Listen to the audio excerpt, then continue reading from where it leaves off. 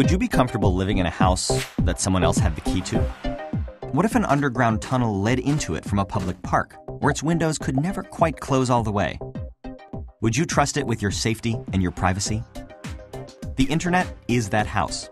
This is not to say never go into the house, but rather you should know the hazards before you store all of your valuables there, and do what you can to protect them. So why is it insecure, and why can't we just fortify it until it's safe? Well, first of all, the internet was not originally built to be what it is today. It's like someone decided to expand a shoebox into a skyscraper. The internet originally developed when computers were huge and so expensive to own that only universities, big businesses, and a few governments had them. The point, originally, was to let these massive supercomputers talk to each other. And as soon as two computers could send information back and forth, we had a network. The network gradually grew until personal computers emerged in the 1980s, and then it exploded. Soon, people were not just talking to each other, but also exchanging money, playing games, reading news, shopping, and doing everything we associate with the internet today. Other devices started talking to the network too. Phones and cars and refrigerators and elevators and power plants and much, much more. But the ease of all those devices talking to each other came at a price: security. One computer could send another instructions to delete everything on it or take it over. We call these viruses and malware.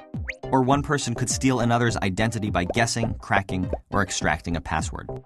Vulnerabilities such as these will never completely go away because they're built into the internet's very architecture. Criminals use them to steal billions of dollars, governments use them for surveillance, and hacktivists use them to further their political goals. Between 2004 and 2013, over 1 billion records of personal information were stolen or leaked through data breaches of major organizations.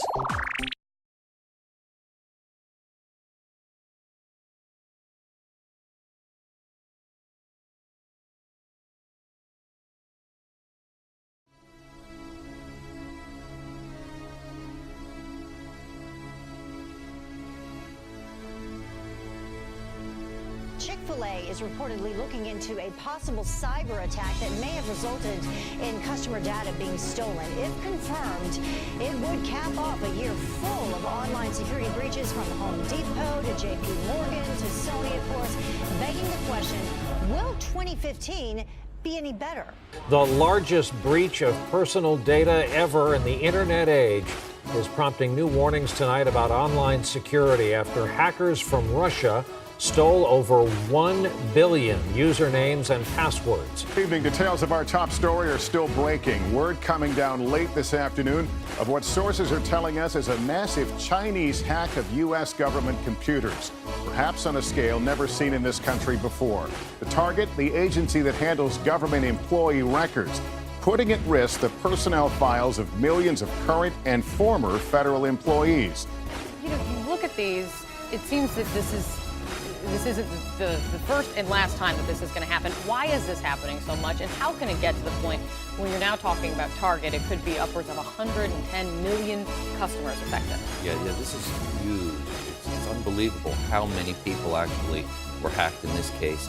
And if you think about it, how did it happen? It's really the security standards. They're very lax. Are you here with some good news? No. Do you think we've learned anything from what's happened? Absolutely not. Zero. I don't think we've even scratched the surface yet in terms of cybersecurity protection. Yeah, this is just the beginning. We're going to be seeing a lot more of this.